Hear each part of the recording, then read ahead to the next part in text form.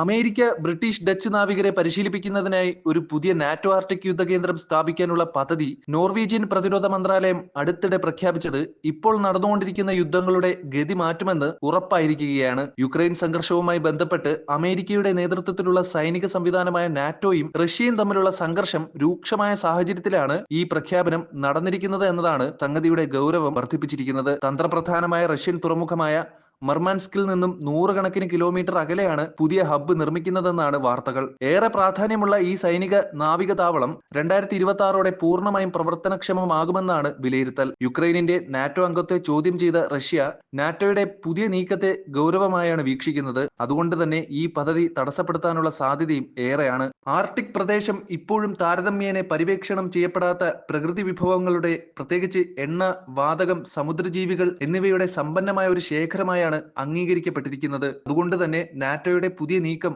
വലിയ സംഘർഷ സാധ്യതയുള്ള കേന്ദ്രമായാണ് ആർട്ടിക്കിനി മാറാൻ പോകുന്നത് എന്നാണ് നയതന്ത്ര വിദഗ്ധരും ചൂണ്ടിക്കാട്ടുന്നത്. ഈ പ്രദേശത്ത് വളരെ കാലമായി പ്രബലമായ സാന്നിധ്യം നിലനിർത്തി പോരുന്ന രാജ്യമാണ് റഷ്യ. നാറ്റോയുടെ വടക്കോട്ടുള്ള വിപുലീകരണം മുൻനിർത്തി നിലവിൽ റഷ്യയും സ്വന്തം സൈനിക സ്വാധീനം ഗണ്യമായി വർദ്ധിപ്പിച്ചുകൊണ്ടിരിക്കുന്നുണ്ട്. ചൈനയും ആർട്ടിക് കാര്യങ്ങളിൽ ഇപ്പോൾ വലിയ താല്പര്യം കാണിക്കുന്നുണ്ട്. ഭൂമിശാസ്ത്രപരമായ അകലം ഉണ്ടായിരുന്നിട്ട് കൂടിയും ഇന്ത്യയും ഈ മേഖലയിൽ കാലുറപ്പിച്ചു കഴിഞ്ഞിട്ടുണ്ട്. റഷ്യയുടെ അകമഴിഞ്ഞ സഹായവും ഇക്കാര്യത്തിൽ ഇന്ത്യക്കുണ്ട്.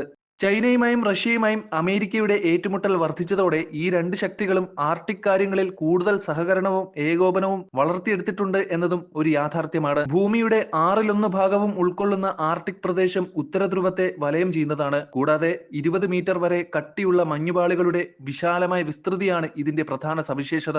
ലോകത്തിലെ ഇനിയും കണ്ടെത്താത്ത എണ്ണ പ്രകൃതിവാതക ശേഖരത്തിന്റെ ഏകദേശം 22% ഇവിടെയുള്ളതായി കണക്കാക്കപ്പെടുന്നു. ആർട്ടിക്കിലെ മൊത്തം ഊർജ്ജ സ്രോതസ്സുകളുടെ 52% റഷ്യയും 12% നോർവേയുമാണ് കൈവശപ്പെടുത്തിയിരിക്കുന്നത്. ആഗോള വ്യവസായവൽക്കരണവും കാർബൺ ഡയോക്സൈഡിന്റെയും മറ്റ് ഹരിതഗൃഹ വാതകങ്ങളുടെയും വർദ്ധിച്ചുവരുന്ന ഉദ്വമനവും താപനിലയിലെ വർധനവിന് കാരണമായിട്ടുണ്ട്. ഇത് ദ്രുതഗതിയിലുള്ള മഞ്ഞുരുകലിനും കാരണമാകുന്നുണ്ട്.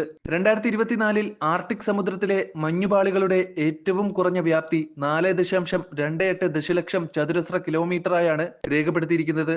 ഇത് ദീർഘകാല ശരാശരിയേക്കാൾ ഏകദേശം 1.8 ദശലക്ഷം ചതുരശ്ര കിലോമീറ്റർ താഴെയാണ്. 2040ഓടെ വേനൽക്കാലത്ത് ആർട്ടിക്കിൽ മഞ്ഞ് ഏതാണ്ട് പൂർണ്ണമായും ഇല്ലാതാകുമെന്നാണ് ശാസ്ത്രലോകം പറയുന്നത്. മഞ്ഞ് ഉരുകുന്നതിന്റെ അനന്തരഫലങ്ങൾ ഏറെ ഗുരുതരമാണ്. ഇത് സമുദ്രനിരപ്പ് ഉയർത്താനും നിരവധി ദ്വീപ് പ്രദേശങ്ങളെയും തീരദേശ നഗരങ്ങളെയും ആശങ്കയിലാഴ്ത്താനും കാരണമാകുന്നു. കാലാവസ്ഥാ വ്യതിയാനവും ആഗോളതാപനവും ഇതിനകം തന്നെ അന്താരാഷ്ട്ര തലത്തിൽ ശ്രദ്ധ ആകർഷിച്ചിട്ടുണ്ട്. അസർബൈജാനിലെ ബാക്കുവിൽ നടന്ന ഇചജ 29 പോലുള്ള സമീപകാല ഫോറങ്ങളിലും ഈ വിഷയം സജീവമായാണ് ചർച്ച ചെയ്യപ്പെട്ടിരുന്നത്. 1996 സ്ഥാപിതമായ Arctic council Russia, America, Canada, Denmark, Iceland, Norway, Sweden, Finland എന്നിവ ഉൾപ്പെടുന്ന ആർട്ടിക് രാജ്യങ്ങളുമായി ബന്ധപ്പെട്ട പ്രശ്നങ്ങൾ പരിഹരിക്കുന്നതിനായി സ്ഥാപിക്കപ്പെട്ടതാണ്. ആർട്ടിക് സമുദ്രത്തെ നിയന്ത്രിക്കുന്ന വിപുലമായ നിയമങ്ങളുടെ ചട്ടക്കൂട് അംഗീകരിക്കുമ്പോൾ തന്നെ നിരീക്ഷക രാജ്യങ്ങൾ ആർട്ടിക് രാജ്യങ്ങളുടെ പരമാധികാരത്തെയും അധികാരപരിധിയെയും അംഗീകരിക്കേണ്ടതുണ്ട്. റഷ്യ ആ രൂപത്തിൽ തന്നെ ചെറുക്കാൻ ശ്രമിക്കുമെന്ന കാര്യവും ഉറപ്പാണ്. നിലവിൽ ആർട്ടിക്കിൽ ആണവ പ്രതിരോധ ശേഷി ഉൾപ്പെടെയുള്ള സൈനിക താവളങ്ങളും നിരീക്ഷണ സംവിധാനങ്ങളും റഷ്യയും അമേരിക്കയും വളരെ കാലമായി നിലനിർത്തി പോരുന്നുണ്ട്. റഷ്യ കുറച്ചു കാലമായി ഈ മേഖലയിൽ ആണവശക്തിയുള്ള ഐസ് ബ്രേക്കറുകൾ പ്രവർത്തിപ്പിക്കുന്നുണ്ട്.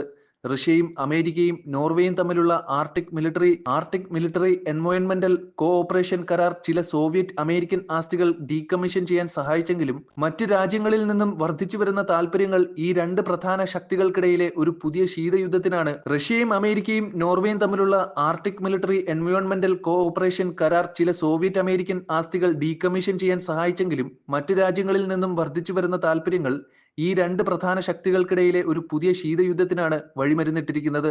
ഇതിനിടയിലാണ് ഇപ്പോൾ അമേരിക്കൻ സൈനിക സഖ്യമായ നാറ്റോയ്ക്ക് കൂടി മറ്റൊരു താവളം സൃഷ്ടിക്കാൻ അമേരിക്ക കരുനീക്കങ്ങൾ നടത്തിയിരിക്കുന്നത്. ബാരൻസ് കടലിലും സ്കാൻഡിനേവിയൻ മേഖലകളിലും നാറ്റോയുടെ സൈനികാഭ്യാസവും ഇപ്പോൾ ശക്തമാണ്.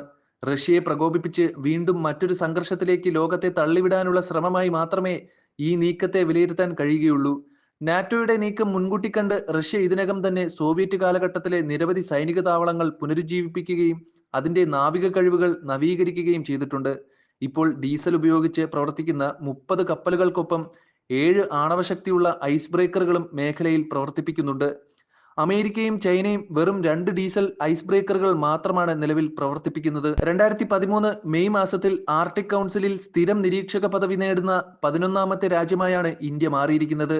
റഷ്യയുമായുള്ള ശക്തമായ ബന്ധവും 4 ഐസ് ബ്രേക്കറുകൾക്കുള്ള സമീപകാല ഓർഡറുകളും ഉള്ളതിനാൽ ആർട്ടിക് കാര്യങ്ങളിൽ പ്രസക്തമായ പങ്ക് വഹിക്കാൻ ഇന്ത്യക്ക് മികച്ച സ്ഥാനമുണ്ട്.